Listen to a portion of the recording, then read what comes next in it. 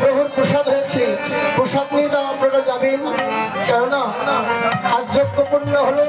এই প্রসাদ না নিয়ে আপনারা কেউ যাবেন না, দয়া করে অল্পটু সময় থাকেন, কেননা প্রসাদ গোবিন্দের প্রসাদ নিয়ে যেতে হয়।